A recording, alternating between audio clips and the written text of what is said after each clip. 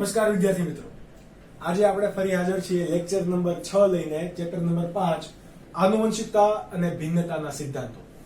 આ લેક્ચરની અંદર આપણે લિંગ નિશ્ચયન વિશે વાત કરવાના છે. દરેક સજીવના લિંગ નિશ્ચયન. વોટ ઇઝ લિંગ નિશ્ચયન? તો જે વસ્તુ અથવા તો જે કોઈ ક્રિયા અથવા તો જે કોઈ કારકની પ્રક્રિયા દ્વારા નર અને માદા બની શકે, નર અને માદા સંતતિ બની શકે, એ જે પ્રક્રિયા છે એને શું કહેવાશે? લિંગ નિશ્ચયન. લિંગનો મતલબ થશે નર અને માદા, નિશ્ચયન એટલે કે કઈ રીતે બનવું. ઓકે, તો સૌપ્રથમ આપણે એનો ઇતિહાસ ભણીએ કે કઈ રીતે આ લિંગ શોધવાની શરૂ થઈ, કે લિંગ નર હશે કે માદા, એ ક્યારથી આપણને ખબર પડવાની શરૂ થઈ. તો સૌથી પહેલા 19મી સદીનો આ વૈજ્ઞાનિક હતો. કઈ 19મી સદી સેન્ચુરીની અંદર વૈજ્ઞાનિક હતો, એનું નામ હતું હેકિંગ. કેવું? હેકિંગ. તો એને સૌપ્રથમ કીટકોની અંદર, કોની અંદર? કીટકોની અંદર લિંગ નિશ્ચય એટલે કે નર હશે કે માદા હશે એ બાબતોની રિસર્ચ કરવાનું શરૂ કર્યું. અને ત્યારે એને ખબર પડી કે આ કીટકો એ બે પ્રકારના શુક્રકોષો ઉત્પન્ન કરે છે. કેટલા? બે પ્રકારના. પહેલું શુક્રકોષ અને બીજું શુક્રકોષ. શુક્રકોષ આપણે ના કહેતા, આપણે શું કહીશું? બે પ્રકારના જનનકોષ ઉત્પન્ન કરે છે. શું કરે છે ઉત્પન્ન? બે પ્રકારના જનનકોષ. આ જનનકોષ પૈકી 50% ની અંદર એક સ્કાય એટલે કે વિશિષ્ટ રંગસૂત્ર હતું. શું હતું? વિશિષ્ટ રંગસૂત્ર. આ હેકિંગ ને રંગસૂત્ર છે એની ખબર નથી નહીં, પરંતુ એવું એને શોધ્યું કે આ જનનકોષો બે પ્રકારના છે. આ એમાં 50% જેટલા જનનકોષની અંદર કંઈક એવું ઘટક છે જે ઓળખી શક્યા હતા નહીં, એટલા માટે એને તેને નામ આપી દીધું એક સ્કાય.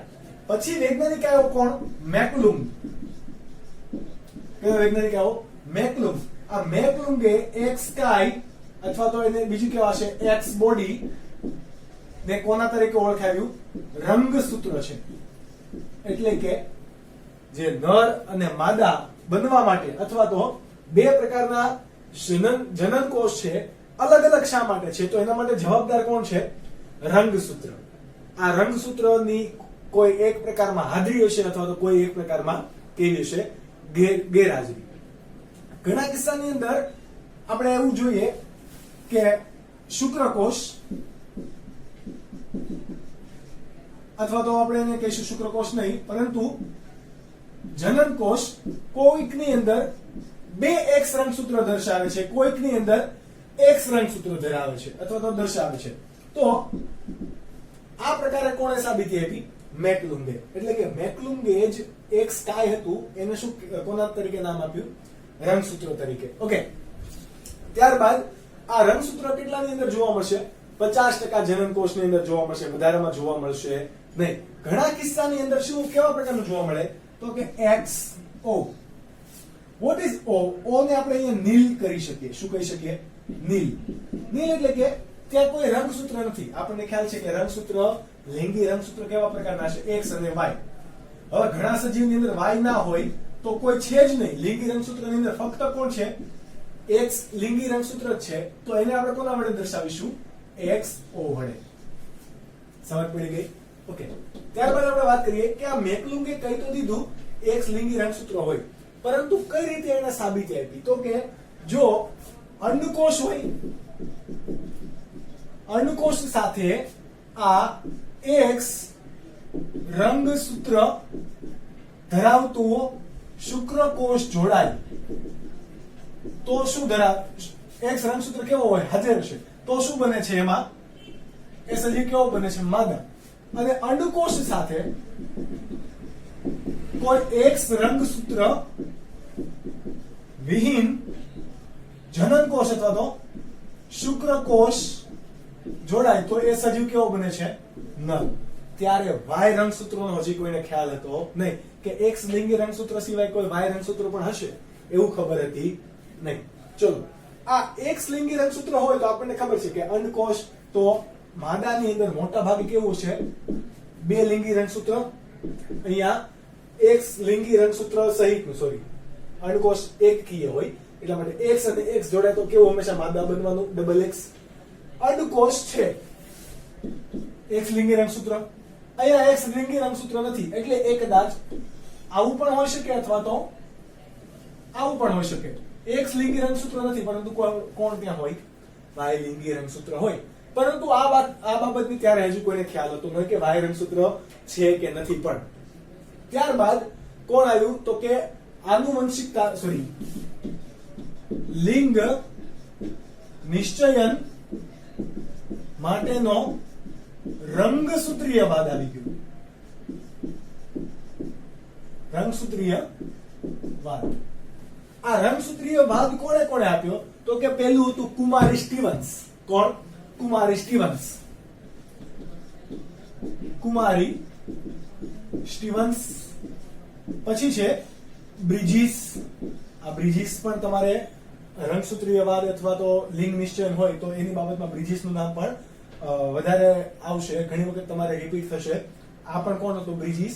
એ મોર્ગનનો વિદ્યાર્થી જ હતો. ઓકે, બ્રિજિસ અને આ બંને સંયુક્ત રીતે આને 1905 ની અંદર આને 1911 માં શું આપ્યું તો કે લિંગ નિશ્ચયન માટેનો રંગસૂત્રીયવાદ આપ્યો. પણ એ વાદ આપી દીધો. ત્યારબાદ 1938 ની અંદર ગોલ્ડસ્મિથ, ગોલ્ડસ્મિથ નામના વૈજ્ઞાનિકે આ બંને વાદને શું આપ્યું? સમર્થન આપ્યું. એટલે કે પ્રેક્ટિકલી એને પ્રૂવ કરી દીધું કે યસ, કુમારી સ્ટીવન્સ અને બ્રિજિસે જે નર અને માદા માટે વાત કરેલી છે તો એ સાચી છે, એમાં કોઈ બાબતમાં ખોટું છે નહીં. શું એને કીધું લિંગી રંગસૂત્રીયવાદની અંદર? તો કે કોઈ પણ સજીવો હોય એ બે પ્રકારના રંગસૂત્ર ધરાવે છે. કયા પ્રકારના? તો કે દૈહિક પ્રકારના રંગસૂત્ર અને બીજું લૈંગિક પ્રકારના રંગસૂત્ર. દૈહિક પ્રકારના રંગસૂત્ર હશે એ લક્ષણોના વારસાગમન માટે અથવા તો કોઈ પણ નવા લક્ષણો આવે એના માટે કોણ જવાબદાર હશે? દૈહિક રંગસૂત્ર. તમારી દૈહિક રચના માટે એ જવાબદાર હશે. કોના માટે? દૈહિક રચના અને બીજા લક્ષણો માટે જવાબદાર કોણ હશે? દૈહિક રંગસૂત્ર. જ્યારે જાતિ તમારી કોણ નક્કી કરશે એટલે કે નર કે માદા નક્કી કોણ કરશે? લૈંગિક રંગસૂત્ર. આ લૈંગિક રંગસૂત્ર કેટલા પ્રકારના હોય છે તો કે બે. કેટલા હોય? બે. કયા? X લિંગી રંગસૂત્ર અને Y લિંગી રંગસૂત્ર. આ X લિંગી રંગસૂત્ર આપણને ખ્યાલ છે મનુષ્યની અંદર પણ કેટલા પ્રકારના હોય? બે પ્રકારના રંગસૂત્ર. એ પૈકી 22 જોડ દૈહિક અને 1 જોડ લૈંગિક. આપણા કેટલા ટોટલ જોવા મળે? 23 જોડ જોવા મળે. જોડ એટલે કે ટોટલ કેટલા થશે? 46 રંગસૂત્ર જોવા મળે. આ 46 રંગસૂત્રમાં X અને Y એ બંને કેવા હશે? લૈંગિક રંગસૂત્ર. તો આ X જે છે એ રંગસૂત્ર કેવું છે? કદમાં મોટું. કેવું છે? કદમાં મોટું. જ્યારે Y લિંગી રંગસૂત્ર કેવું છે? કદમાં નાનું. ઓકે, રંગસૂત્રને આપણે જો ડ્રો કરીએ તો આ X રંગસૂત્ર હોય. ઓકે, તો આ હશે Y રંગસૂત્ર. કેમ આવું મેં ડ્રો કર્યું? તો કે Y રંગસૂત્ર છે એના છેડા કેવા હશે? છેડેથી વળી ગયેલા. એના ખૂણા કેવા હશે? વળી ગયેલા. ઓકે, તો એ કદમાં કેવું છે કમ્પેર ટુ X લિંગી રંગસૂત્ર? Y રંગસૂત્ર કેવું છે? કદમાં નાનું. આ બધી બાબતો કોણે કીધી? કુમારી સ્ટીવન્સ, બ્રિજિસ અને ગોલ્ડસ્મિથે. ત્યારબાદ તમારો પક્ષીની અંદર પણ આવી રીતે હોઈ શકે, દરેક સજીવની અંદર આવી રીતે હોઈ શકે. તો કે યસ, આ મનુષ્યની વાત કરી. આની સિવાય કીટકોની અંદર પણ કેવા પ્રકારની હશે? X X Y Y. આના ઉપરથી એને કીધું કે આપણે આ બાજુ ડ્રો કરીએ તો કે કીટકો અને મનુષ્ય છે. તો કીટકો અને મનુષ્યની અંદર કઈ રીતે નક્કી થાય છે? કીટકો અને મનુષ્યની અંદર X લિંગી રંગસૂત્ર ધરાવતા જો કોઈ સજીવ છે તો એ કેવા હશે? માદા. જ્યારે X Y લિંગી રંગસૂત્ર ધરાવતા સજીવો હશે તો એ કેવા હશે? નર. પરંતુ પક્ષીની અંદર ઉલટું છે. પક્ષીની અંદર આપણે જેને X કહીએ છીએ એને હવે આપણે Z કહીશું અને જેને Y કહીએ છીએ એને આપણે W કહીશું. ઓકે, પક્ષીની અંદર રંગસૂત્ર માટેની આપણે સંજ્ઞા છે તો એને અલગ વડે દર્શાવીશું એટલા માટે. ચલો, પક્ષીની અંદર હવે શું થશે તો કે નર કોણ હશે? XY હોવો જોઈએ પણ છે નર. નર કેવો છે? નર સમયુગ્મી છે ZZ, જ્યારે માદા કેવી છે ZW. એટલે કે નર કેવો સમયુગ્મી, માદા કેવી વિષમયુગ્મી. મનુષ્યમાં વાત કરો, નર કેવો વિષમયુગ્મી, જ્યારે માદા કેવી છે સમયુગ્મી. આના સિવાય દરેક સજીવોની અંદર રંગસૂત્ર વડે લિંગ નિશ્ચયન કઈ રીતે થતું હશે, અલગ અલગ રીતે. એ આપણે જોઈશું નેક્સ્ટ ક્વેશ્ચન ની અંદર. ત્યારબાદનો ટોપિક છે તો કે આપણે દરેક અલગ અલગ સજીવની અંદર લિંગ નિશ્ચયન માટે જવાબદાર રંગસૂત્ર કયું અને એના સંકરણ વડે કઈ રીતે લિંગ નિશ્ચયન થશે એ આપણે પેટર્ન ભણવાના છીએ. ઓકે, તો શરૂઆત કરીએ કે ડ્રોસોફિલાની અંદર લિંગ નિશ્ચયન. તો ડ્રોસોફિલાની અંદર X લિંગી રંગસૂત્ર ધરાવતા કોણ હશે, માદા, જ્યારે XY લિંગી રંગસૂત્ર ધરાવતા સજીવો કોણ હશે, નર. પણ આ ડ્રોસોફિલા માખી કેવી છે ત્યારે દ્વિકીય. કેવા પ્રકારની દ્વિકીય, એટલે કે 2n બંધારણ ધરાવતી. આપણે આગળ એક જનીનિક સંતુલન થિયરી ભણીશું કે જેની અંદર ડ્રોસોફિલા માખી કેવી હશે, ત્રિકીય, એટલે કે 3n બંધારણ ધરાવતી હશે. તો એની અંદર લિંગ નિશ્ચયન અલગ રીતે થશે કે જે આપણે ફરી ભણીશું.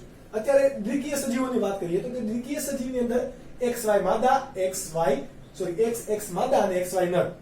હવે ડ્રોસોફિલા છે ટોટલ કેટલા રંગસૂત્રો ધરાવે, 4 રંગસૂત્રો. એ પૈકી 3 કેવા દૈહિક અને 1 કેવું લૈંગિક રંગસૂત્ર હશે. તો આને આપણે કઈ રીતે દર્શાવી શકીએ, ચલો 3AA પ્લસ XX આવી રીતે દર્શાવી શકીએ. એ અહીંયા કોણ છે, દૈહિક રંગસૂત્ર. કેટલા છે, 3. અને આપણે કેમ ડબલ લખ્યા, કારણ કે રંગસૂત્ર કેવા આવશે, જોડમાં આવશે. ચલો આ કેવા છે, 4 રંગસૂત્રની જોડ છે, સોરી 4 રંગસૂત્ર નહીં પણ 4 રંગસૂત્રની જોડ છે. અને આ કેવું સજીવ છે, XX, એટલે કેવો હશે, માદા. ચલો એનું સંકરણ આપણે કોના વડે કરાવીએ તો કે 3AA પ્લસ XY. આ કોણ છે, નર. હવે એના જન્યુ છૂટા પડે તો જન્યુ કઈક આવા હશે કે A plus X, A plus Y. આ કોઈ પણ હોય, અથવા તો A plus X, A plus X. આવી રીતે 4 જન્યુઓના છૂટા અલગ અલગ પડશે. ચલો સંકરણ કરાવીએ. જો X અને આ X આવે તો કેવો બનશે, A પ્લસ X. એટલે કે આ પ્રકારનો સજીવ કેવો બનશે, માદા. એટલે કે AA પ્લસ XX બનશે. આ પ્રકારનો સજીવ કેવો બનશે, AA પ્લસ XY. તો કેવા બનશે, નર. ઓકે, આ વાત થઈ ડ્રોસોફિલાની અંદર. સેમ ટુ સેમ એવી રીતે કોની અંદર જોવા મળે છે, મનુષ્યની અંદર. મનુષ્યની અંદર આપણને ખબર છે કે 46 રંગસૂત્ર હોય છે, એટલે કે 23 જોડ. એ પૈકી 22 કેવા હોય છે, 22 દૈહિક રંગસૂત્ર અને 1 જોડ કેવું, લૈંગિક રંગસૂત્ર. આ લૈંગિક રંગસૂત્રની અંદર આપણને ખ્યાલ છે X અને બીજું કયું હોય, Y હોય. હવે નરપણા માટે જવાબદાર જનીન કોણ છે, સોરી રંગસૂત્ર કયું છે, Y. હવે એક વસ્તુ તમે અહીંયા સમજી લો કે આ Y રંગસૂત્ર, સોરી હું આને રિમૂવ કરી દઈશ. તમે લોકો એનો મટીરીયલ્સ બનાવતા હોય તો મટીરીયલ્સ અથવા તો એનો પિક્ચર લઈ લેજો. આ Y રંગસૂત્ર છે, સપોઝ આ કોણ છે, Y રંગસૂત્ર છે વચ્ચે. આ Y રંગસૂત્રની ઉપર ચોક્કસ જગ્યાએ શું આવેલું છે, જનીન. એ જનીનનું નામ શું છે, SRY જનીન. કેવું, SRY જનીન. આ SRY જનીનનું કામ શું છે તો કે પ્રોટીન કારક શું બનાવશે, TDF કારક બનાવશે. શું બનાવશે, TDF. અને આ TDF હકીકતમાં કોના માટે જવાબદાર છે, નરપણા માટે જવાબદાર છે. કોના માટે, નરપણા માટે. એટલા માટે કે આ TDF ફેક્ટર શું કરશે તો ટેસ્ટોસ્ટેરોન વગેરે જેવા અંતઃસ્રાવો ઉત્પન્ન કરવા માટે જવાબદાર કોણ, TDF જનીન. અને લૈંગિક અંગો એટલે કે મનુષ્યના નરના લૈંગિક અંગો માટે પણ કોણ જવાબદાર છે, TDF. એટલે એ માદાથી કેવું પડી જશે, અલગ. જ્યારે આ SRY જનીન X લિંગી રંગસૂત્રો ઉપર હોતું નથી, ફક્ત ને ફક્ત કોના ઉપર હોય, Y લિંગી રંગસૂત્રો ઉપર હોય છે. એટલા માટે નર બનશે. ઓકે, આ વસ્તુ થઈ બેઝિક ખ્યાલ. આપણે થિયરીની અંદર આવીએ તો કે આપણા સજીવો કેટલા પ્રકારના હશે, 2 પ્રકારના સજીવો હોય. તો કે આપણને ખ્યાલ છે 22A પ્લસ XX. તો આ કેવો સજીવ થશે, માદા.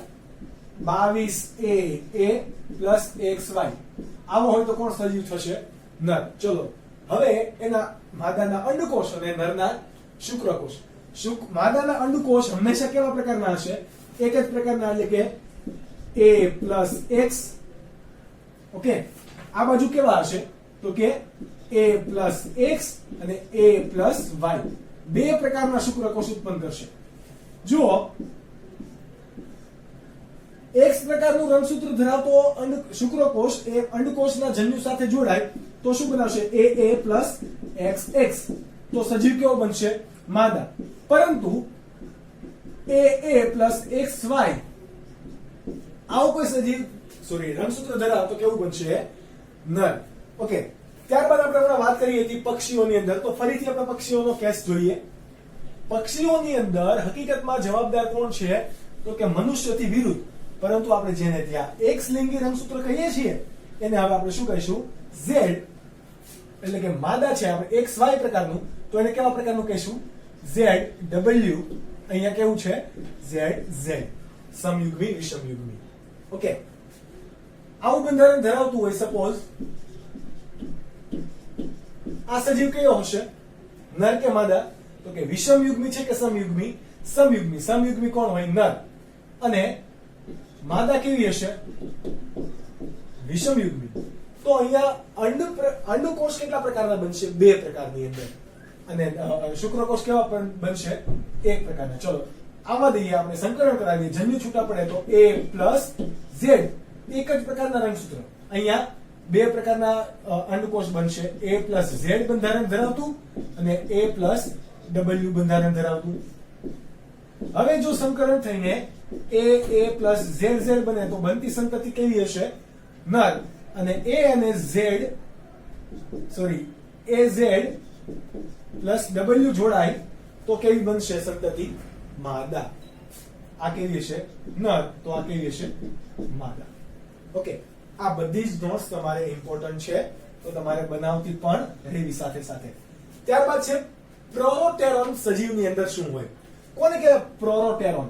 તો કે આપણને ખ્યાલ છે વંદો, કરમિયું,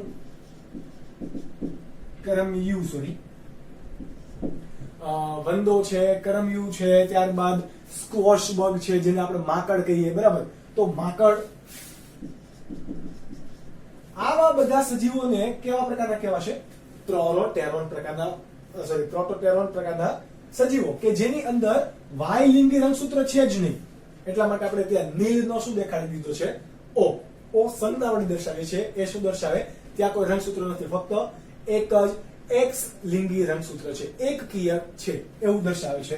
પરંતુ એ એકકીય સજીવ નહીં હોય, એકકીય લૈંગિક રંગસૂત્ર ધરાવે છે. ચલો, એમાં કેવા હશે? નર કેવા? XO, એટલે કે વિષમયુગ્મી, પરંતુ અહીંયા કેવા થશે? X લિંગી રંગસૂત્ર એક ધરાવે છે, જ્યારે માદા કેવા?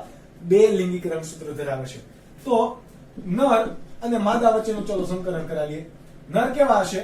તો કે એ એટલે આપણે કે અહીંયા કોના સિમ્પલ ટર્મ્સ તરીકે દૈહિક રંગસૂત્ર માટે દર્શાવીશું, જોડમાં હશે એટલા માટે XO. અને માદા કેવી હશે? AA+XX. કોણ બે પ્રકારના જન્યુ બનાવશે? નર. તો કે કયા કયા જન્યુ બનાવે? A+X, A+O. અહીંયા A+X એક જ પ્રકારના જન્યુ બનશે, એમાં કઈ અલગ અલગ બનશે નહીં. જો A+X અને A+X નર અને માદા આ બે જન્યુ જોડાય તો હંમેશા કેવું સજીવ બનશે? X અને X આવી ગયો એટલે કોણ? માદા. અને આવો કોઈક સજીવ જોડાય તો X જ એક લિંગી રંગસૂત્ર આવ્યું એટલે આવું બંધારણ બનશે. તો આ ફરી કોણ બનશે? નર. આ વાત થઈ પ્રોરોટેરોન સજીવની અંદર. આ સૌથી પહેલા કોની અંદર શોધાણું તો તમારે યાદ રાખવાનું છે? સ્ક્વોશ બગની અંદર. કોની અંદર? સ્ક્વોશ બગની અંદર. ત્યારબાદ છે લેપિડોપ્ટેરા. હવે લેપિડોપ્ટેરા પ્રાણીની અંદર કોણ આવે? તો કે ફૂદા ને બધા આવે. તો ફૂદાની અંદર એક નામ છે ફુમિયા. કેવું? ફુમિયા ફૂદાની અંદર લિંગ નિશ્ચયન કઈ રીતે થશે? તો કે આનાથી ઉલટું. જો નર કેવું હતું? XO. હવે માદા કેવું છે? XO. નર કેવું છે? એનાથી ઉલટું, એટલે કે સમયુગ્મી છે. ચલો આનું બંધારણ કરીએ તો નર હવે કેવું હશે? નર હશે A+A+XX. અને માદા કેવું હશે? A+A+XO. કોણ બે પ્રકારના જન્યુ બનાવશે તો કે માદા. અહીંયા કોણ બનાવતું હતું? નર. અહીંયા કોણ બનાવશે? માદા. ચલો આ a પ્લસ x જ પ્રકારના જનનકોષ, અહીંયા a plus x, a plus y. ચલો a પ્લસ x જોડાય તો કોણ બનશે? a plus xx. એટલે કોણ હંમેશા બને? સમયુગ્મી. તમને આપ્યું સમયુગ્મી કોણ છે? તમારું નર. એટલે કે ફૂમિયાની અંદર જો બે લિંગિક રંગસૂત્રો કે જે X રંગસૂત્રો ધરાવે છે એ જોડાઈને શું બનાવશે? નર. અને એકકીય હશે, સોરી, a પ્લસ o. અહીંયા a પ્લસ XO. આવા પ્રકારનું જનીન બંધારણ ધરાવતા હોય તો એ કોણ હંમેશા બનશે? માદા. આ નર અને માદાને આપણે તેના લૈંગિક અંગો અને તેના કદને આધારે અલગ અલગ કરી શકીએ. ત્યારબાદ છે મેઇન આપણું મધમાખીમાં અસંયોગી જનન. What is અસંયોગી જનન? આપણને ખબર છે આપણી અંદર સંકરણ થયું એટલે કે પિતૃ અને માતૃ વચ્ચે સંકરણ થતા જન્યુઓના જોડાણ થયા, પછી એ જન્યુનું ફલન થયું અને આપણે રચાણા એટલે કે દ્વિકીય સજીવો રચના. પણ ફલન વગર જ ઓટોમેટિક ગણપતિ બાપાની જેમ ફલન વગર જ શું થાય તો કે સજીવ રચાય તો એને શું કહેવાય? અસંયોગી જનન. ઓકે, કોને કહેવાય? ફલન વગર ફલિતાંડ બનવાની ક્રિયાને શું કહેવાય? અસંયોગી જનન. શું કહેવાશે? અસંયોગી જનન. કોની અંદર જોવા મળશે તો કે મધમાખીની અંદર. મધમાખીનો જેવી રીતે ફૂમિયાનો કોની અંદર સમાવેશ થાય? લેપિડોપ્ટેરા. તો મધમાખીનો સમાવેશ કઈ શ્રેણીમાં થશે? હાયમેનોપ્ટેરા. હાયમેનોપ્ટેરા સજીવના એટલે કે શ્રેણીના સજીવની અંદર કેવા પ્રકારનું હશે? અસંયોગી જનન જોવા મળે. એમાંથી આપણે જોવાનું છે ફક્ત ને ફક્ત કોની?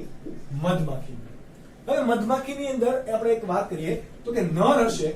નર કેવા હશે? એકકીય. જ્યારે માદા કેવા હશે? દ્વિકીય. કેવા? દ્વિકીય. કઈ રીતે આવી રીતે થાય આપણે જોઈએ તો કે માદાની અંદર કેટલા રંગસૂત્ર હશે? 32. જ્યારે નરની અંદર ખાલી કેટલા હશે? 16. એટલે કે અહીંયા જોડમાં રંગસૂત્ર નથી, જ્યારે અહીંયા 16 જોડ રંગસૂત્ર એટલે કે 32 રંગસૂત્રો છે. કોની અંદર? માદાની અંદર. ચલો હવે આપણને ખબર કે એકકીય સજીવની અંદર જો જન્યુ બનવાના હોય તો આ જન્યુ બનતી વખતે અર્ધીકરણ થશે કે સંભાજન થશે? એકકીય સજીવમાં અર્ધીકરણ થાય નહીં, કારણ કે અડધા જન્યુ થોડા છૂટા પડે. એકકીય તો છે જ, બરાબર. અહીંયા 0.5 એવું કંઈ આવશે નહીં. અહીંયા ગાણિતિક વિધેયને તમે દાખલ કરી શકો નહીં. ચલો નર છે અને માદા છે. માદા પાસે કેટલા રંગસૂત્ર છે તો કે 32. નર પાસે કેટલા છે તો કે 16. હવે જન્યુ બનાવે તો જન્યુ કેટલા પ્રકારના બનશે? અહીંયા 16 16 16 16. કેમ તો કે જન્યુ હંમેશા કેવા હશે? એકકીય. ઓકે, હું તમને આ થોડુંક ઉપર ડ્રો કરીને સમજાવું જેથી તમને વધારે ખ્યાલ આવે.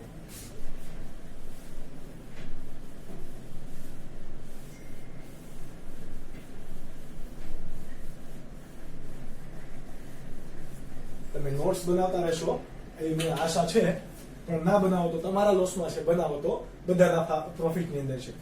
ચલો નર કેવા છે અત્યારે આપણા પાસે? અને નર અને માદાની વાત કરીએ. માદા કેવા છે? 32 રંગસૂત્રો ધરાવે છે, જ્યારે નર કેવા? 16 રંગસૂત્રો ધરાવે. જન્યુ કેવા બનશે?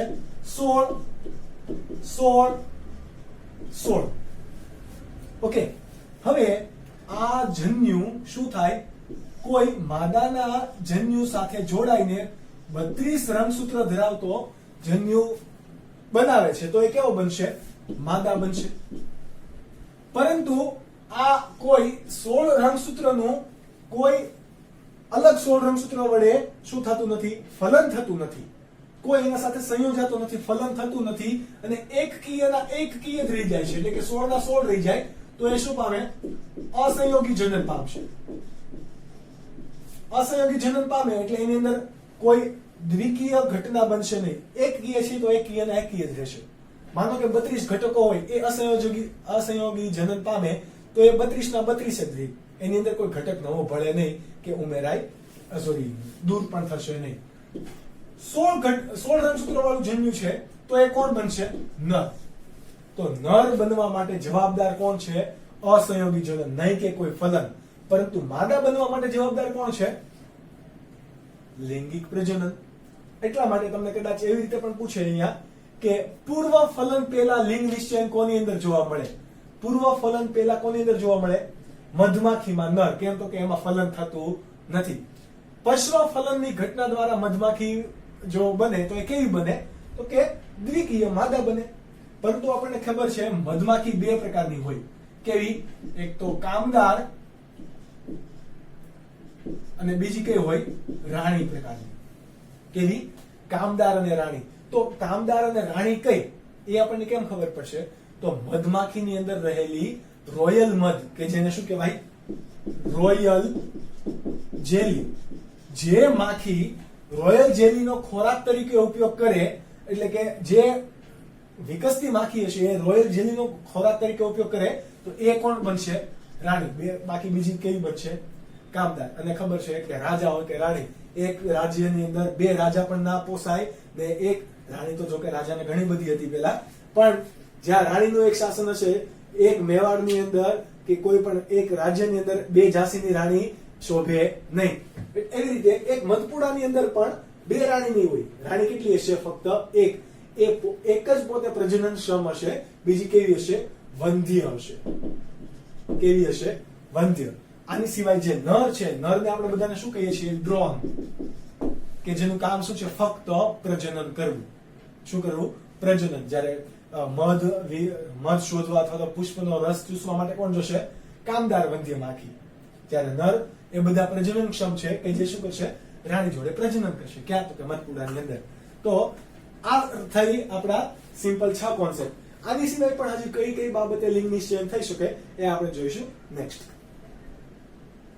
ત્યારબાદનો આપણો ટોપિક છે તો કે જનીનિક સંતુલન થિયરી. આપણે ભણી ગયા કે ડ્રોસોફિલા માખી દ્વિકીય માદા માખી હોય તો એની અંદર 4 જોડ રંગસૂત્ર હોય. 3 દૈહિક રંગસૂત્ર અને 1 જોડ લૈંગિક રંગસૂત્ર.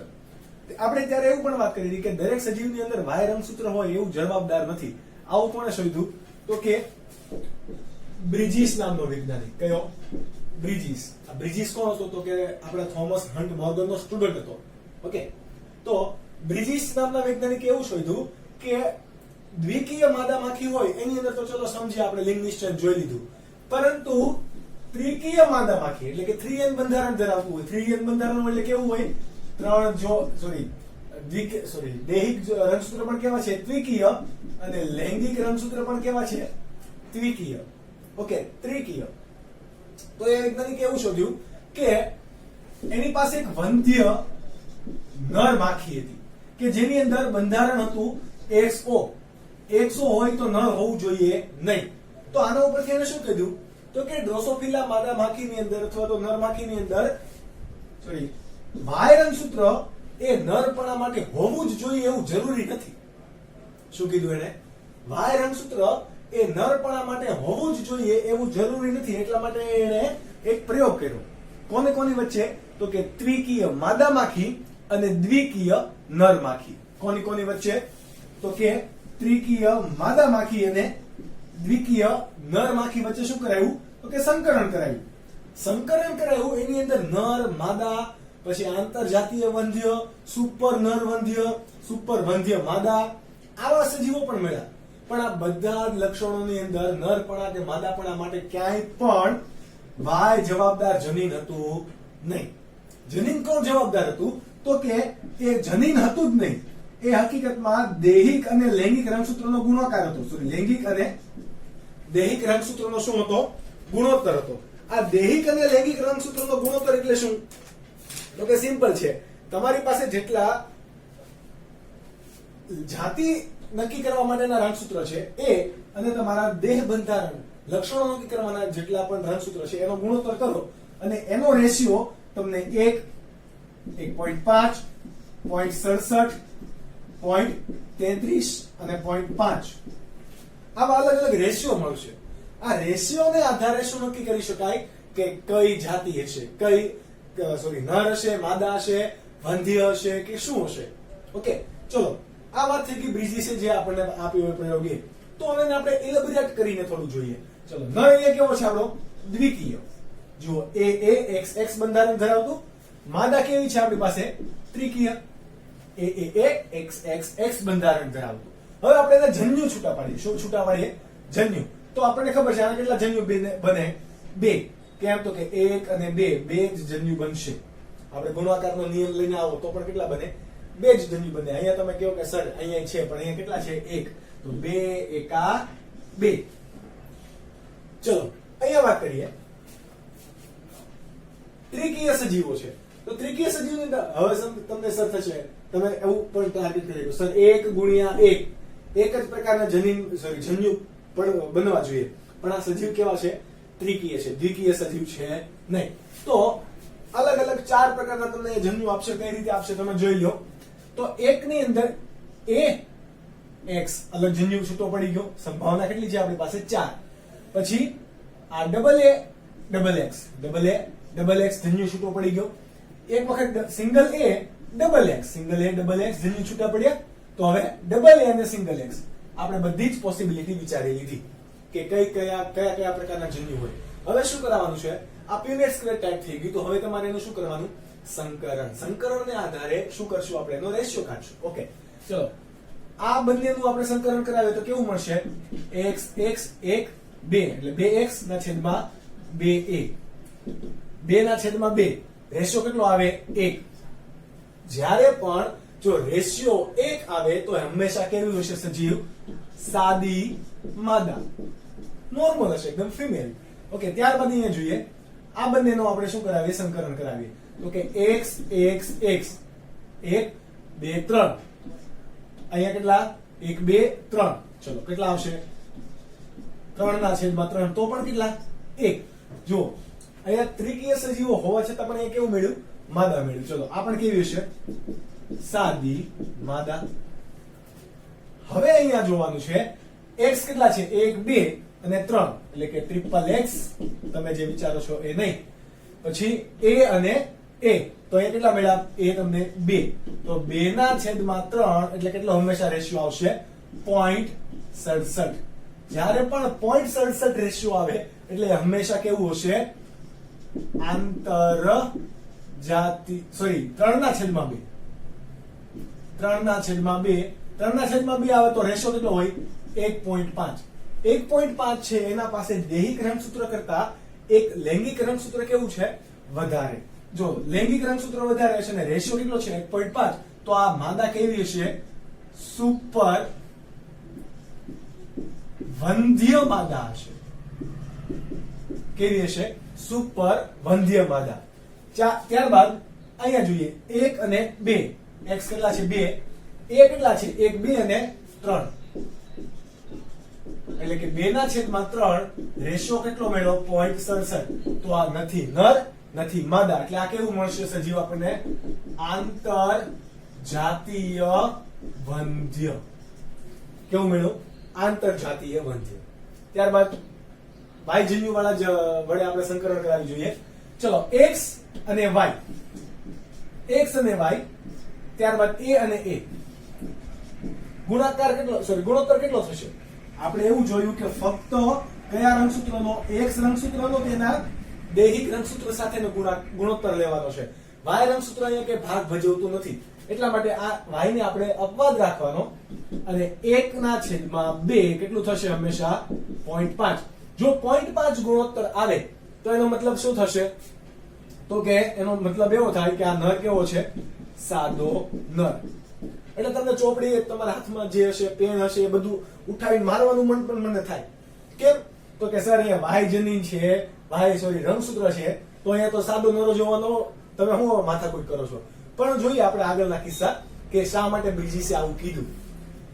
2x અને એક અહીંયાથી y 2a અને 2a અને અહીંયાથી એક a. ચલો ગુણોત્તર કેટલો થયો? 2 ના છેદમાં 3. 2 ના છેદમાં 3 અને અહીંયા જુઓ y જન્યુ પણ છે તો નરપણાના લક્ષણ જો થોડાક તો હોવા જોઈએ ને, પણ છે નહીં. રેશિયો કેટલો મળ્યો? 0.67. એટલે અહીંયા કેવો હશે? આંતર જાતીય વંધ્ય. હવે તમે પેન ચોપડા પેડ એવું કે મારતા નહીં. ઓકે, 2 ના છેદમાં 3 છે. y જનીન રંગસૂત્ર હોવા છતાં પણ અહીંયા તમારું શું થશે? નરપણા માટે એ જવાબદાર સાબિત થશે નહીં. આ બાજુ જોઈએ 2x એક વાય, એક એ, એક એ, કેટલા એ? 2/2. જવાબ કેટલો આવ્યો તમારો? 1 હોય તો કોણ હોય? સાદી માદા. હવે તમારે અહીંયા સમજવાનું છે કે વાય રંગસૂત્ર હોવા છતાં પણ કેવું છે? નોર્મલ માદા. કોઈ પણ આંતરજાતીય નર વંધ્ય માદા એવું કઈ છે નહીં. થોડા નરપણાના લક્ષણો, થોડા માદાપણાના લક્ષણો, આવું પણ છે નહીં. તો એનો મતલબ શું થયો કે વાય રંગસૂત્ર એ નરપણા કે માદાપણા માટે જવાબદાર નથી. જવાબદાર કોણ છે? ડ્રોસોફિલા ત્રિકીય માદામાખીની અંદર તો કે લૈંગિક રંગસૂત્ર અને દૈહિક રંગસૂત્રનો ગુણોત્તર. આ બાજુ જોઈ લઈએ. એક x છે, એક y છે, ત્યારબાદ 3a થયા. એક a ત્યાં 2a. કેટલો ગુણોત્તર છે? 1/3. કેટલો જવાબ આવે? 0.33. તો આ કોણ હશે? સુપર વંધ્ય નર. કેવો છે? સુપર વંધ્ય નર. આમ બ્રિજિસે શું સાબિત કરી દીધું કે હકીકતમાં વાય રંગસૂત્ર એ નરપણા માટે જવાબદાર ત્રિકીય માદામાખીની અંદર છે નહીં. એ ક્યાંથી સાબિત થશે? આ પર્ટિક્યુલર પાર્ટ ઉપરથી. જો વાય રંગસૂત્ર હોવા છતાં પણ કેવું બને છે? રેશિયો 1 અને કેવું છે? સાદી માદા. આના પછી આપણે જોઈશું ગાયનેન્ડ્રોમોર્ફ. કયું? ગાયનેન્ડ્રોમોર્ફ. તો કોને કહેવાય ગાયનેન્ડ્રોમોર્ફ? તો સિમ્પલ વસ્તુ યાદ રાખો કે જે સજીવની અંદર નરપણા અને માદાપણા બંનેના લક્ષણો હોય, એટલે તમારા મગજની અંદર કઈ છબી ઉત્પન્ન થશે હું સમજી શકું, પણ એ તમારે સમજવાનું નથી. ઓકે? જે સજીવની અંદર નરપણા અને માદાપણા બંને માટેના લક્ષણો જો હાજર જોવા મળતા હોય તો એવા સજીવોને શું કહેવાશે? ગાયનેન્ડ્રોમોર્ફ. એટલે કે આપણે જેને કલ્પી રહ્યા છીએ બસ એ જ. કોણ છે આપણું? ગાયનેન્ડ્રોમોર્ફ. પણ એ ગાયનેન્ડ્રોમોર્ફ આપવાનું કારણ શું છે એ પણ આપણે જોઈએ. સૌથી પહેલા નામ આપીએ આ ટોપિકનું. ગાયનેન્ડ્રોમોર્ફ. ઓકે. ગાયનેન્ડ્રોમોર્ફ ઉત્પન્ન ક્યારે થશે? આપણને ખબર છે કે જ્યારે આપણા જન્યુ એટલે કે n અને n ભેગા મળે અને શું બનાવે? ફલિતાંડ બનાવે. આ ફલિતાંડમાં કોષ કેટલો હશે? અત્યારે 1. આપણે ઘણા બધા સજીવ આપણે ઘણા બધા કોષના બનેલા છીએ. તો આ કોષ જે ફલિતાંડ છે એ તમારું શું પામશે? વિખંડન પામશે. શું પામશે? વિખંડન. એટલે કે આમાં વારંવાર ક્રમિક રીતે સંભાજન પામીને ઘણા બધા કોષોનો શું બનાવશે? જથ્થો બનાવશે. આ કોષોનો જે જથ્થો છે એ શું કાર્ય કરશે? તો કે એક સજીવ રચવા માટે કામ કરશે. ઓકે? તો પ્રથમ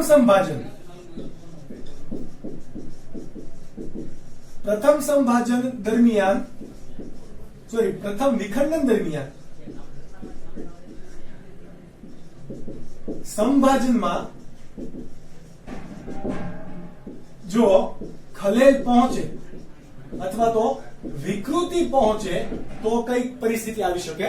ગાયનેન્ડ્રોમોર્ફ નામની પરિસ્થિતિ આવી શકે. એટલે કે તમે એમાં બંને લક્ષણો આવી જાય. ઓકે? હવે કયા કયા સ્થિતિની અંદર થઈ શકે? તો પહેલી એક સ્થિતિ છે કે જ્યારે પણ દ્વિકીય સજીવો હોય, એટલે કે a plus x ધરાવતો સજીવ, આ દ્વિકીય સજીવમાંથી શું થાય? બંને જન્યુ છૂટા પડે. જન્યુ છૂટા કઈ પડે? અર્ધીકરણ દરમિયાન. તો ત્યારે પણ કોઈ ખલેલ પહોંચે પછી અર્ધીકરણ દરમિયાન તમારે કેવો બની ગયો? વિકોષ કેન્દ્રીય કોષ બને છે અથવા તો અંડકોષ બને છે. તો પણ કઈ પરિસ્થિતિ આવી શકે? ગાયનેન્ડ્રોમોર્ફ. એટલે કે પહેલું રીઝન કયું? દ્વિકોષ કેન્દ્રીય કોષ જો બને, અંડકોષ બને તો કઈ પરિસ્થિતિ આવી શકે? ગાયનેન્ડ્રોમોર્ફ. ત્યારબાદ જે કન્ડિશન છે કે X રંગસૂત્રનો લોપ થાય. સંભાજન દરમિયાન શું થાય? X રંગસૂત્રનો લોપ. જેવી રીતે આવા પ્રકારનું કોઈ રંગસૂત્ર ધરાવતું બંધારણ છે અને એમાં સંભાજન પામીને AA plus XX અને બીજું કયું બને છે? AA plus X. બીજા X રંગસૂત્રનો શું થયો? લોપ. લોપ એટલે કે હટી ગયું, દૂર થઈ ગયું. તો એ દરમિયાન કેવા પ્રકારના સજીવો ઉત્પન્ન થશે? ગાયનેન્ડ્રોમોર્ફ, કે જે કેવા હશે? નરપણા અને માદાપણા બંને માટેના લક્ષણો ધરાવતા હશે. કયા કયા સજીવો આવું દર્શાવી શકે? કયા કયા સજીવો ગાયનેન્ડ્રોમોર્ફ હોય? તો એના માટે ધ્યાન આપો. કોણ કોણ છે? પેલું ડ્રોસોફિલા. પછી તો કે પતંગિયું હોઈ શકે. પતંગિયું પછી ભમરી હોઈ શકે, પછી રેશમના કીડા એટલે કે સિલ્ક મોથ, ત્યારબાદ બીટલ હોઈ શકે, અને આપણને ખબર છે એપિસિન્ડિકા એ કઈ આપણી એપિસિન્ડિકા એટલે કે મધમાખી. આ બધી માખીઓ છે એ પણ કેવી હોઈ શકે? ગાયનેન્ડ્રોમોર્ફ હોઈ શકે. આ ગાયનેન્ડ્રોમોર્ફ થઈ ગઈ તો કે નરપણા અને માદાપણા બંનેના લક્ષણો ધરાવતા હોય એવી વાત. પરંતુ ઘણીવાર લિંગ નિશ્ચય માટે કોષ પણ જવાબદાર હોય. એટલે કે આપણે કોષ ઉપરથી જ કહી શકીએ. માનો કે તમને એક નરના અને માદાના કોષ આપેલા હોય, સસ્તનના નર અને માદાના કોષ આપેલા હોય, તો એના ઉપરથી તમે કઈ રીતે નક્કી કરી શકશો કે કયો કોષ નરનો છે અને કયો કોષ માદાનો છે? તમને એમ થાય સર શું મજાક ચાલુ કરી દીધી છે તમે, ગમે તમે બોલો છો, પણ યસ પોસિબલ છે. કઈ રીતે? તો એ કોના ઉપરથી પોસિબલ છે? તો એના બાર બોડી ઉપરથી. કોના ઉપરથી? બાર બોડી ઉપરથી. ઈસવીસન 1949 માં બાર અને બેટમ નામના બે વૈજ્ઞાનિક હતા. એને આ પદ્ધતિ સૂચવી અને આના આધારે એને શું કીધું? તો કે કોષીયતાના આધારે શું થઈ શકે? લિંગ નિશ્ચયન થઈ શકે. હકીકતમાં વોટ ઇઝ બાર બોડી?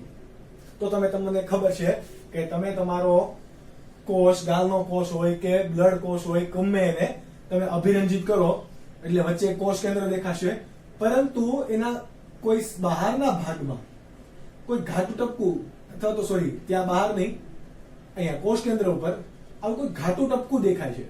અને બીજો કોષ છે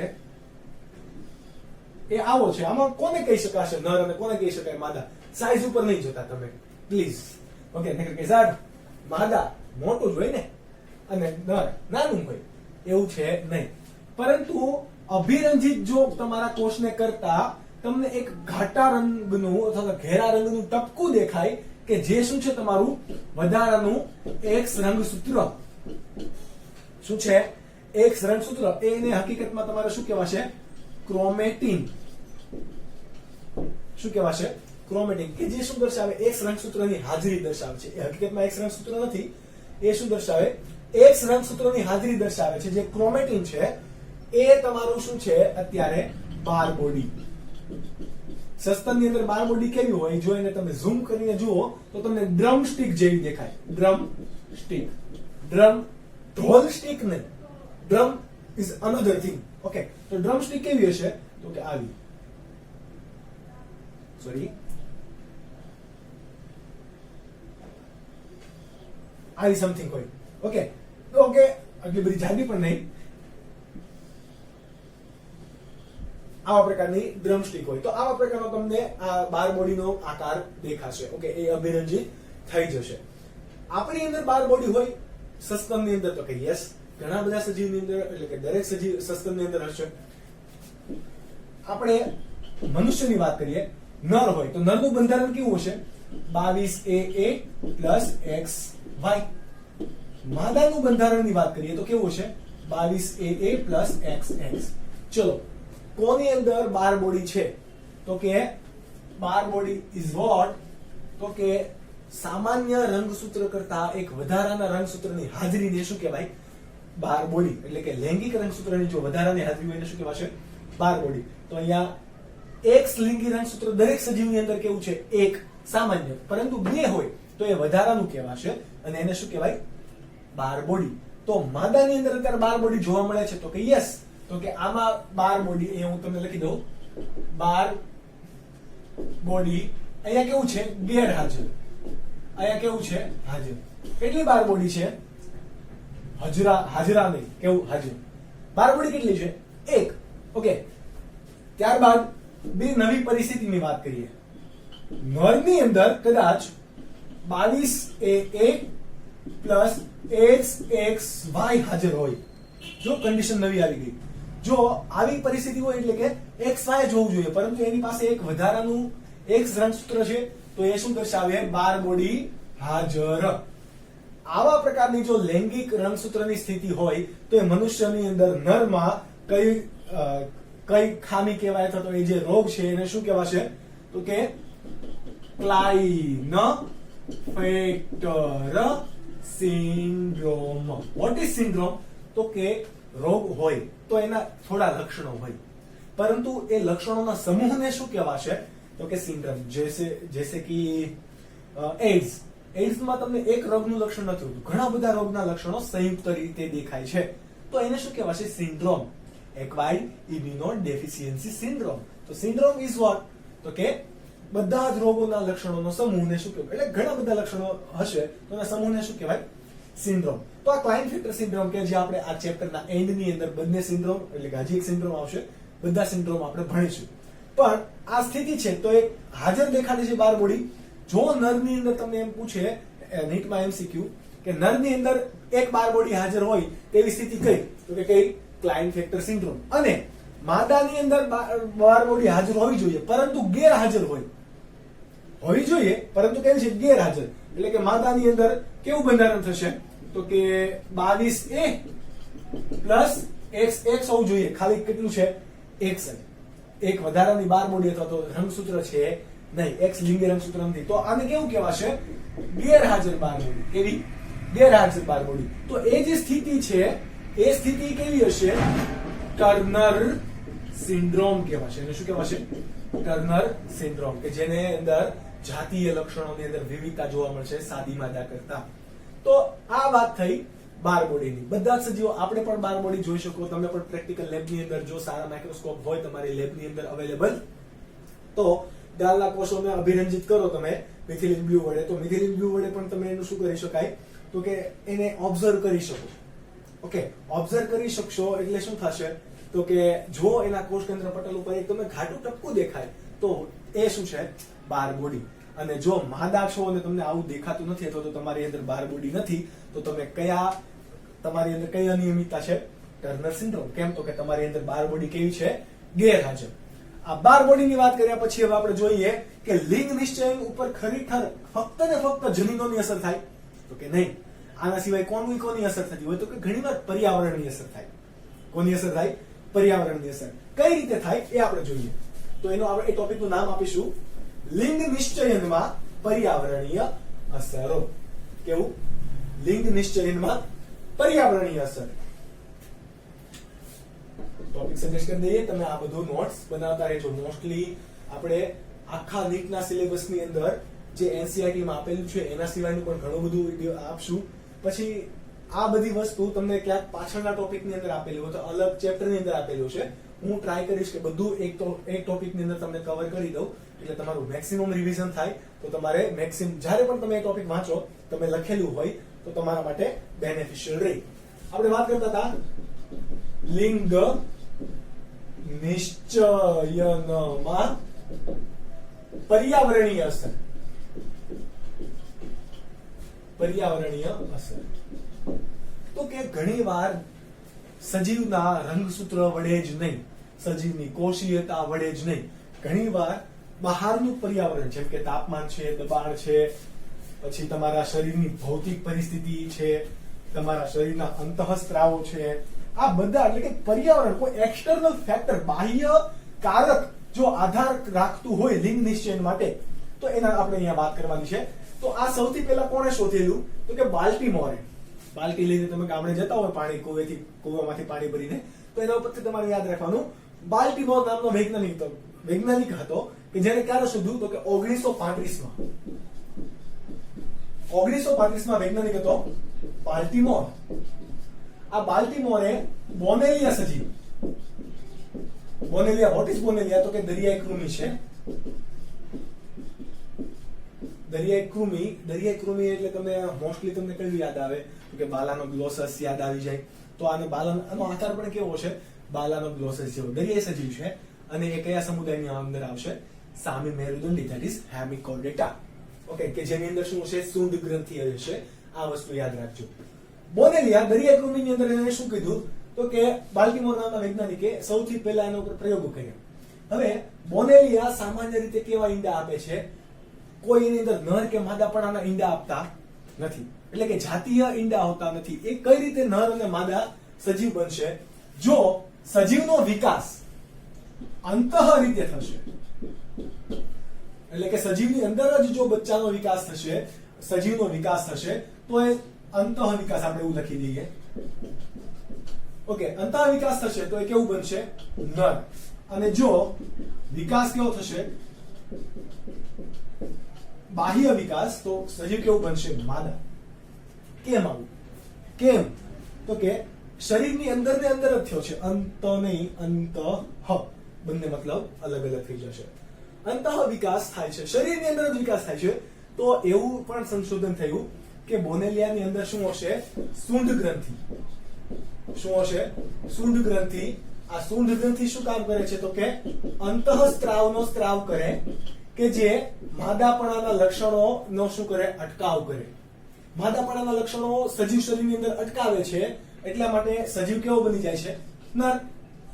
અને જો શરીરની બહાર જઈને વિકાસ પામતું હોય, ઓકે, સજીવ શરીરની બહાર જઈને કોઈ વિકાસ પામતું હોય તો ત્યાં આ અંતઃસ્ત્રાવો કઈ કામ કરવા નથી, તો કેવું સજીવ બનશે? માદા. કેવું બનશે? માદા. ત્યારબાદ આપણે જોઈએ કાચબાની અંદર. કાચબો. ઓકે, તો કાચબાની અંદર તાપમાન તમારે યાદ રાખવાનું છે 30°C. જો તાપમાન તમારું 30°C થી કેવું હશે? વધુ હોય. કેવું હોય? 30°C થી વધુ, તો સજીવ કેવું બનશે? માદા. અને 30°C થી ઓછું હશે તાપમાન, તો સજીવ કેવું બનશે? નર. ઓકે, આ વાત થઈ કાચબાની. ત્યારબાદ આપણે વાત કરીએ દરિયાઈ માછલી મેડ્યુસા. કેવું? દરિયાઈ માછલી મેડ્યુસા. મેડ્યુસા કે એ શું છે? દરિયાઈ માછલી, મીઠા પાણીની છે નહીં. તો દરિયાઈ માછલી મેડ્યુસાની અંદર પણ શું થશે? જો બહારનું પાણી કેવું છે? ગરમ હશે, એટલે કે હુંફાળું પાણી છે, તાપમાન કે જ્યાંનું વધારે છે એવા પાણીની અંદર, એટલે કે ગરમ, ગમર નહીં, કેવું? ગરમ અથવા તો હુંફાળું પાણી છે, તો એની અંદર કેવું બનશે? માદા. અને જો ઠંડુ પાણી છે તો એની અંદર સજીવ કેવું બનશે? નર. કેવું બનશે? નર. આ પર્યાવરણ એટલે કે બાહ્ય પર્યાવરણે પણ એના ઉપર અસર કરી, એટલા માટે આ પણ કેવી થશે? લિંગ નિશ્ચયમાં પર્યાવરણીય અસર. ત્યારબાદ આપણે જોઈએ મગર, ક્રોકોડાઇલ. ઓકે, તો ક્રોકોડાઇલની અંદર પણ પર્યાવરણ અસર કરશે. કઈ રીતે અસર કરશે? જો મગરની અંદર, મગરની આસપાસનું માધ્યમ કેવું હશે? ઠંડુ હશે. માધ્યમ કેવું? ઠંડુ, એટલે કે પાણીની અંદર હોય તો પણ ભલે, અને આઉટર સ્થિતિ એટલે કે જમીન ઉપર હોય તો પણ ઠંડુ હશે, તો કેવું બનશે? મોટા ભાગે હંમેશા કેવું? મગરની અંદર ઠંડુ તાપમાન હશે તો એ માદા. ઊંધું અહીંયાથી કેવું છે? ઊંધું. જો વધારે તાપમાન છે તો એ કેવું બનશે? નર. એટલે કે તાપમાન કેવું? ગરમ, તો એ કેવું બનશે? નર. મગરમાં ઠંડુ તાપમાન અથવા તો તમે એમ કહીએ ઊંચું તાપમાન તો માદા. મગરના અંદર અથવા તો એના બાહ્ય પર્યાવરણમાં માધ્યમ કેવું છે? ગરમ. તાપમાન કેવું છે? ઊંચું. ઠંડુ તાપમાન એટલે કેવું? નીચું તાપમાન. ગરમ એટલે કે કેવું? વધારે. તો હંમેશા સજીવ કેવું બનશે? નર. ત્યારબાદ એક છે, તમે ભણી ગયા હશો, ડેફનીઝ અને રોટીફર્સ. ડેફનીઝ અને રોટીફર્સ. આ બે પ્રકારના ઈંડા મૂકે. કેટલા પ્રકારના? બે. આ બે પ્રકારના ઈંડામાં પણ તાપમાનની અસર થાય, પર્યાવરણની અસર થાય? તો કે યસ. તો કે સામાન્ય પરિસ્થિતિમાં કેવી? સામાન્ય પરિસ્થિતિની અંદર એ કેવા પ્રકારના ઈંડા આપશે? તો કે અનિષેચિત ઈંડા. અનિષેચિત ઈંડા એટલે કે જે અંડકોષનું ફલન થયું નથી, કાઇન્ડ ઓફ અસંયોગી જનન. અસંયોગી જનન, કોઈ નરપણા માટે જવાબદાર જન્યુ આવેલું નથી, રંગસૂત્ર આવેલું નથી, તો અનિષેચિત ઈંડા એ શેમાં વિકાસ પામશે? હંમેશા માદામાં. ત્યારબાદ જો તાપમાન વધારે હોય, તાપમાન યુક્ત પરિસ્થિતિ હોય, તો તાપમાન યુક્ત પરિસ્થિતિની અંદર એ કેવા પ્રકારના ઈંડા આપશે? તો કે લૈંગિક ઈંડા. કેવા આપશે? લૈંગિક ઈંડા. લૈંગિક ઈંડા એટલે કે નર પણ બની શકે અથવા તો માદા પણ બની શકે. પરંતુ જો સામાન્ય પરિસ્થિતિ છે તો એની અંદર ઈંડા કેવા આપશે? માદા જ. પણ નરપણા આવવા માટે પણ જવાબદાર કોણ છે? તાપમાનયુક્ત પરિસ્થિતિ. તો આ વાત થઈ અલગ અલગ પર્યાવરણની અંદર અલગ અલગ અસર કે જે લિંગ નિશ્ચયન કરશે. ત્યારબાદ મનુષ્યની અંદર આંતરિક પર્યાવરણ છે. મનુષ્યની અંદર અથવા તો સસ્તનની અંદર તમે લઈ લો, આપણે એક્ઝામ્પલ તરીકે મનુષ્ય લઈશું. મનુષ્યની અંદર ફ્રી માર્ટિન્સ. હવે કોને કહેવાશે ફ્રી માર્ટિન્સ એ તમે સમજો. આપણને ખ્યાલ છે ઘણા વખત ઘણા કપલ્સને એવો શોખ હોય કે એને ટ્વિન્સ જોતા છે. શું જોતા છે? ટ્વિન્સ. ટ્વિન્સ એટલે કે જોડિયા બાળકો, આ બેહૂબ દેખાતા હોય, બે છોકરા બે છોકરી અથવા તો એક છોકરો અને એક છોકરી મળી જાય તો એને બહુ મજા આવે, તો ખુશ થાય. ઓકે, પણ આની અંદર પણ એક તમારે જબરજસ્ત કેસ છે. જો બાળક કેવા હોય, જોડિયા હોય, તો ગર્ભમાં આપણને ખબર છે કે ગર્ભમાં કેટલી ગર્ભનાળ હોય, તો કે જોડિયા બાળકો હશે તો એક જ ગર્ભનાળ વડે જોડાય. ગર્ભમાં એક ગર્ભનાળ વડે જોડાયેલા હોય. આની અંદર પણ જો બંને માદા હોય તો કોઈ પ્રોબ્લેમ નથી, બંને નર હોય કોઈ પ્રોબ્લેમ નથી, પણ એક નર અને બીજું કેવું છે, માદા પ્રકારના જોડિયા છે. નર અને માદા પ્રકારના જોડિયા સજીવો બને છે તો અહીંયા પ્રોબ્લેમ થશે. કેમ? તો કે જુઓ, બંને કેટલી ગર્ભનાળ? એક ગર્ભનાળ વડે જોડાયેલા છે. હવે પરિસ્થિતિ શું આવશે? નરની અંદર જનનપિંડો એ કેવા વિકસે? પહેલા કોની કરતા? માદાના જનનપિંડો કરતા પહેલા. એટલે કે પહેલા કોના વિકસશે? નરના જનનપિંડો વિકસી જાય. જનનપિંડો વિકસી જાય એટલે કે એ જનનપિંડો વિકસાવવા માટે જવાબદાર ઘણા બધા કેવા હોય? અંતઃસ્ત્રાવો હોય, આંતરિક કારકો હોય. એ ગર્ભનાળ વડે વહન પામીને કોની અંદર જાય? નરમાંથી માદા તરફ પણ જાય. એટલા માટે માદાની અંદર આંશિક નર પણાના લક્ષણો પણ જોવા મળે અને ઘણી વાર તો એ કેવી બની જાય? માદા વંધ્ય પણ બની જાય, એટલે કે પ્રજનન કરવા માટે સક્ષમ ના પણ રહે. તો આવા પ્રકારની માદા કે જેની અંદર નરપણાના થોડા લક્ષણો જોવા મળે છે, કે જે જોડિયા હતા અને જોડિયાપણાના કારણે નરપણાના લક્ષણો જોવા મળે છે, અથવા તો વંધ્ય થઈ ગઈ છે જે માદા, એ માદાને શું કહેવાશે? ફ્રી માર્ટિન્સ. શું કહેવાશે? ફ્રી માર્ટિન્સ. ચલો, એ અસર કોની થઈ? આંતરિક પર્યાવરણ. આંતરિક પર્યાવરણ કયું? તો કે અંતઃસ્ત્રાવ. પણ એ પણ ક્યારે? ફક્ત જોડિયા બાળક વાળી પરિસ્થિતિની અંદર જ, બીજે ક્યાંય નહીં. અત્યાર સુધી આપણે જોયું પ્રાણીઓની અંદર લિંગ નિશ્ચયન કઈ રીતે થાય. હવે ભણવાના છીએ વનસ્પતિમાં લિંગ નિશ્ચયન કઈ રીતે થાય. તો કે મોટા ભાગની બધી જ વનસ્પતિની અંદર, મનુષ્યની અંદર જેમ XX અને XY હોય એવી રીતે જ લિંગ નિશ્ચય થાય, એટલે કે રંગસૂત્રો પણ એવી રીતે હોય. પરંતુ એ બાબતે આપણે કઈ રીતે વિવિધતા છે એ પણ જોઈશું. જેમ કે પ્રોકેરોન પ્રકારના સજીવની અંદર આપણે જોયું, XO પ્રકારના પણ સજીવો હતા. તો એવી રીતે વનસ્પતિની અંદર હોય તો કે યસ, કયા હોય એ આ ટોપિકમાં આપણે જોઈશું. એ પહેલા સૌપ્રથમ પ્રોફેસર RP રોય નામના વૈજ્ઞાનિક હતા. એને શું કર્યું? તો કે કોક્સિનિયા ઇન્ડિકા વનસ્પતિમાં સૌપ્રથમ લિંગ નિશ્ચય કર્યું અને એની ઉપર વાય રંગસૂત્રની એને મહત્વતા સમજાવી. વાય રંગસૂત્રની મહત્વતા કોણે સમજાવી? Professor RP Roy. ત્યારબાદ આપણે વૈજ્ઞાનિક કોણ આવ્યો? તો કે એલેન. કોણ વૈજ્ઞાનિક? એલેન. આ એલેન નામના વૈજ્ઞાનિકે સૌપ્રથમ રંગ સૂત્રનો વનસ્પતિમાં અભ્યાસ કર્યો. કોણે? એલેન નામના વૈજ્ઞાનિકે રંગસૂત્રનો વનસ્પતિમાં અભ્યાસ કર્યો. કઈ વનસ્પતિ ઉપર એને સૌથી પહેલા કામ કર્યું? તો કે લીવરવર્ટ્સ. હવે તમે યાદ કરો કે લીવરવર્ટ્સ એ હકીકતમાં કઈ વનસ્પતિ છે? એકાંગી, દ્વિઅંગી, ત્રિઅંગી, સપુષ્પી, આવૃત કે અનાવૃત, આ તમારે ડિસાઈડ કરવાનું છે. અને જ્યારે પણ આવા શબ્દો આવે ત્યારે એની બાજુમાં તમારે હંમેશા નોટ ડાઉન કરતું રહેવું. તો એને એવું કીધું કે લીવરવર્ટ્સની અંદર પ્રજનન અંગો જે છે એ કેવા? લીવરવર્ટ્સમાં પ્રજનન અંગો તેની એકકીય અવસ્થા. કેવી? એકકીય અવસ્થા એટલે કે કઈ હોય? જનક હોય. એકકીય અવસ્થા કેવા છે? સ્થાયી છે. એટલે કે એકકીય અવસ્થા અથવા તો જન્યુજનક અવસ્થા હંમેશા કાં તો X લિંગી રંગસૂત્ર ધરાવશે કાં તો Y લિંગી રંગસૂત્ર ધરાવે. એટલે કે એકકીય અવસ્થા કેવા છે? સ્થાયી છે.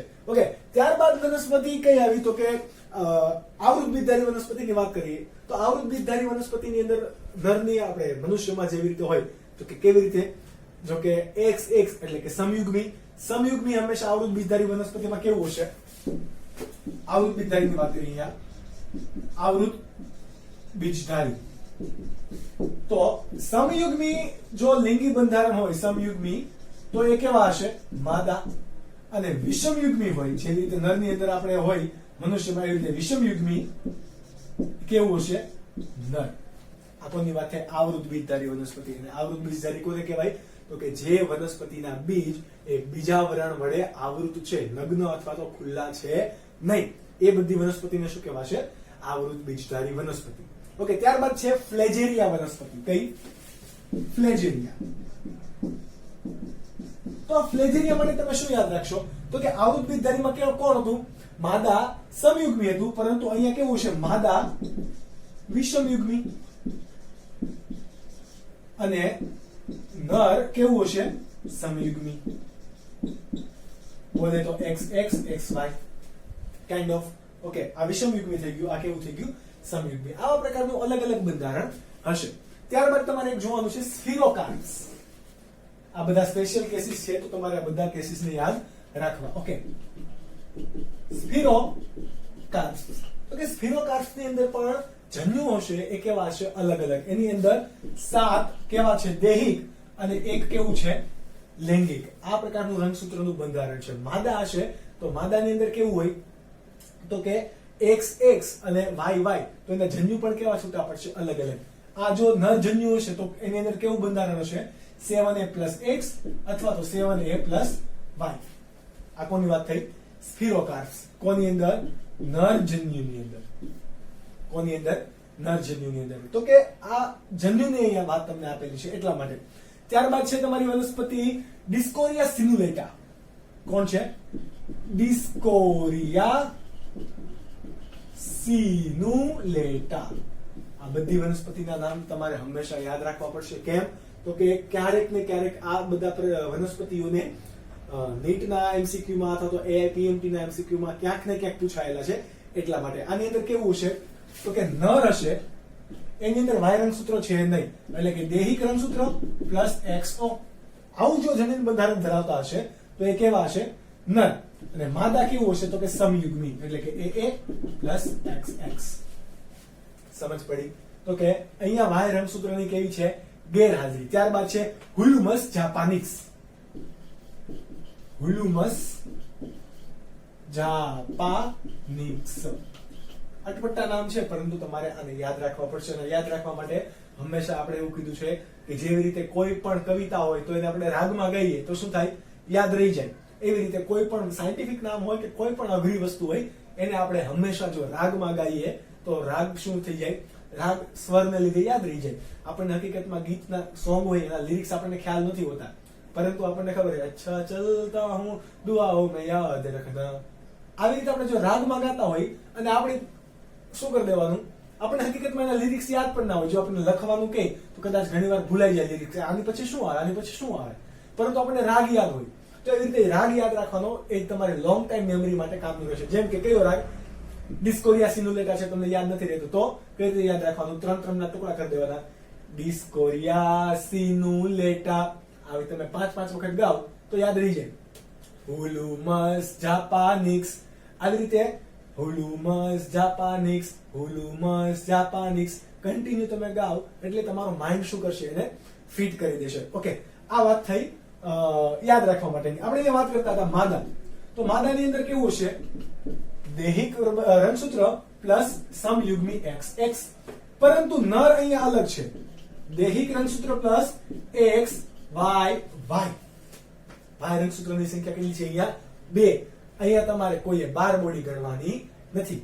ચલો, આ બે પ્રકારના રંગસૂત્ર છે. આ બધા આ શું તમને દેખાડ્યું છે? વનસ્પતિની અંદર વિવિધતા. કોની અંદર વિવિધતા? વનસ્પતિમાં લિંગ નિશ્ચયનમાં રંગસૂત્રીય વિવિધતા.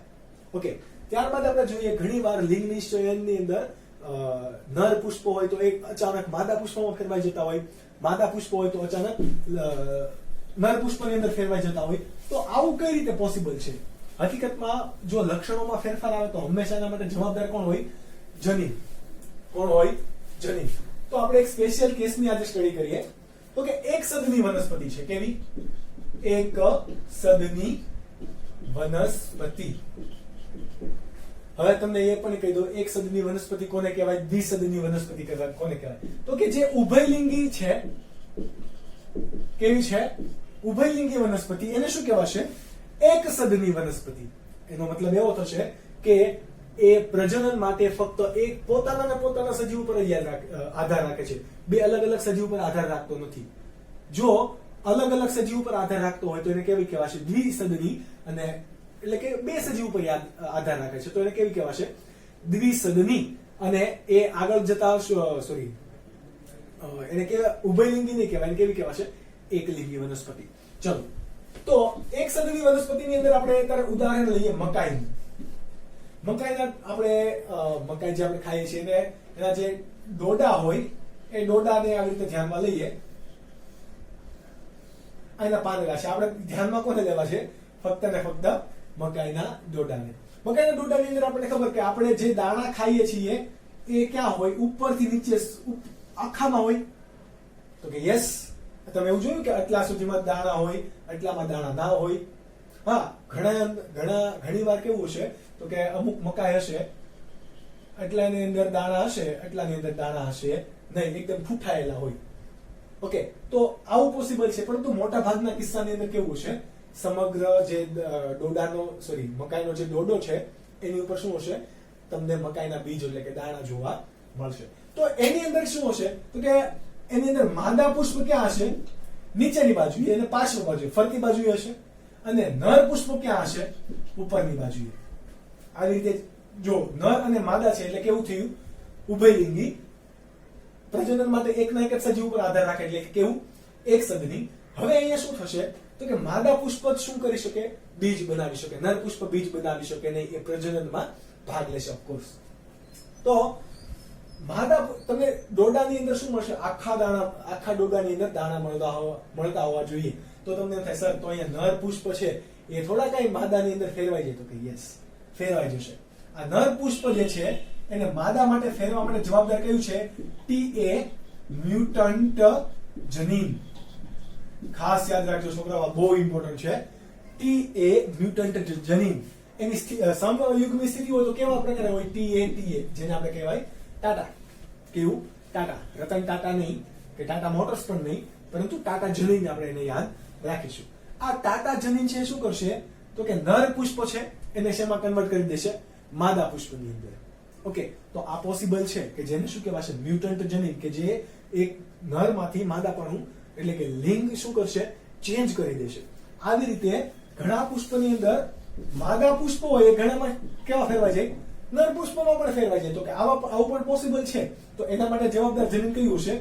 BS જનીન. બરાબર. અને આપણે એને સમયુગ્મી સ્થિતિમાં કઈ રીતે દર્શાવીશું? BS. બસ ઓકે, ટાટા કે બસ. ઓકે, તો તમારે આ બે વસ્તુ યાદ રાખવાની છે. જો જે વનસ્પતિની અંદર BS મ્યુટન્ટ જનીન હશે એ વનસ્પતિ અથવા તો એ મકાઈના છોડમાં એક પણ ડોડામાં દાણો જોવા મળશે નહીં. કેમ? કે બધા કેવા ફેરવાઈ જશે? નર.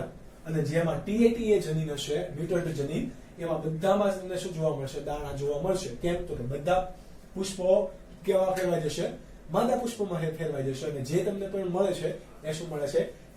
સમગ્ર મકાઈનું દોરડું. ઓકે, ત્યારબાદ તમારો છે પાલકનું છોડ. પાલકને આપણે ઇંગ્લિશમાં શું કહેવાય? સ્પિનેચ. શું કહેવાય? સ્પિનેચ. ઓકે, સ્પિનેચ નહીં, સોરી, સ્પિનેચ એટલે કે પાલક. આ પાલકમાં પણ લિંગ નિયમન કોણ કરશે તો કે રંગસૂત્ર નહીં. રંગસૂત્ર એ લિંગ નિયમન કરશે નહીં. કોની અંદર? પાલકની અંદર. પણ રંગસૂત્ર ઉપર આવેલું જવાબદાર એમ જનીન શું કરે છે? લિંગ નિયમન. માનો કે આ X લિંગી રંગસૂત્ર છે, બરાબર, તો એના ચોક્કસ ભાગે શું આવેલ છે? એમ જનીન. આ એમ જનીન કોના માટે જવાબદાર છે? નરપણા કે માદાપણાના પુષ્પ માટે જવાબદાર છે, નહીં કે આખું રંગસૂત્ર. તો આ વાત આખા લેક્ચરની અંદર આપણે જોઈ કે દરેક સજીવોની અંદર માદા છે કે નર છે એના માટે જવાબદાર કોણ, અથવા તો એને કઈ રીતે ઓળખી શકાય, કઈ રીતે ટ્રાન્સજેન્ડર બની શકે, આ આપણે જોયું કે જે નીટ માટે બહુ જ ઇમ્પોર્ટન્ટ છે. આ બધી જ નોટ્સમાં તમે બનાવતા રહો, કારણ કે એનસીઆરટી સિવાયનું બહુ બધું મેં તમને આમાં આપેલું છે. લખતા રહો, નોટ્સ બનાવતા રહો અને એમસીક્યુ મેક્સિમમ બને એટલા સોલ્વ કરો. અને આના સાથે આપણે મળીશું હવે નેક્સ્ટ લેક્ચરની અંદર.